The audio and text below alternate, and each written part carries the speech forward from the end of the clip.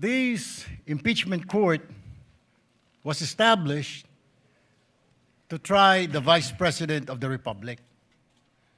Ang punto ko po rito, kasi napapansin ko po ilang araw na nagagamit po natin ang impeachment court, ang oras po ng impeachment court sa pagpapaliwanag. Naintindihan ko po ang posisyon ng aking kaibigan, si Senador Robin Padilla, yung kanya pong frustrations. Pero gusto ko lang po sana ipaalala sa ating presiding officer, sa ating pong Senate President, at matanong, ano po ba ang ating ginagamit na rules ngayon?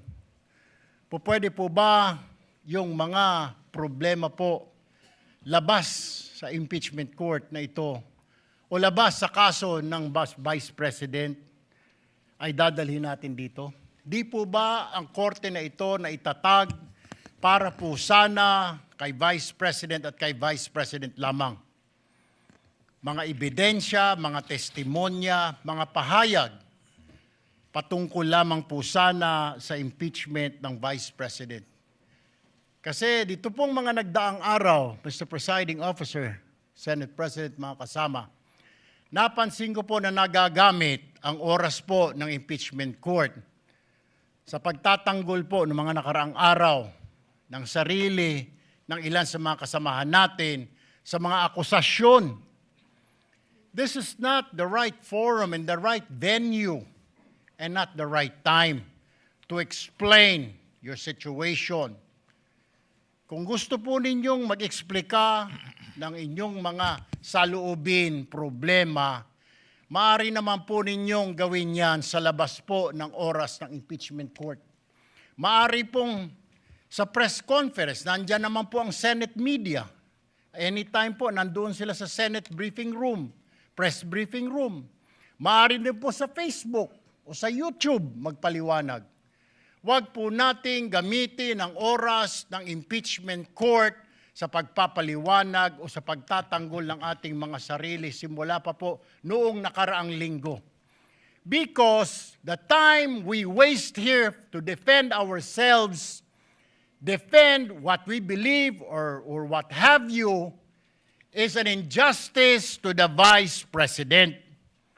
Yung oras po na ito dapat ilaan natin sa pakikinig sa depensa ng Vice Presidente, sa mga akusasyon laban sa Vice Presidente, hindi po pagdidepensa sa mga sarili natin kung tayo inaakusahan ng kung anong mga ahensya, kung tayo po ay may mga kaso, may mga investigasyon. This is not the right forum, Mr. Presiding Officer, Mr. President, Senate President. This is not the right place. This court was established, was created, the impeachment court, for the Vice President and Vice President only. This should be her time. This should be her forum, not our forum here, na ilabas natin ang saloobin natin, mga sagot natin sa mga akusasyon, mga kaso laban sa atin. And this is not also the time, Mr. President, Mr. Presiding Officer, na hanapin yung mga kasama nating nawawala, nakakulong, dapat po doon sa Senado natin, sa sesyon natin, and not here in this court, Mr. Presiding Officer, Mr. Senate President. Kaya pakiusap ko lamang po sana, sa ating mahal na presiding officer and Senate President, let us follow the rules. May rules ho tayo.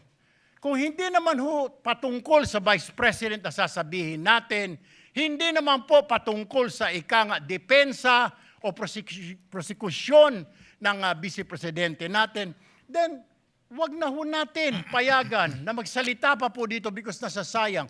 Because every minute, every hour that we waste away from the defense or from the prosecution of the case of the Vice President, it is injustice. It is called injustice to the Vice President, to her family, yung anguish, yung kanyang sama ng loob, yung oras na nakabinbin ang kaso na ito. Let us do this impeachment trial as quickly as possible. If we have to clear the Vice President, then let's clear her. If we have to prosecute, then prosecute her with the evidence kung meron. not waste our time kung ano-anong sinasabi natin dito to protect ourselves, to defend ourselves. This is not the right forum, Mr. Presiding Officer. Kindly wind up, Mr. Senator Senate Judge President. Erwin Tulfo. This is not the right forum for us to defend ourselves. Bring it somewhere else. Bring it to the press. Bring it to the social media, but not here. Thank you, Mr. President.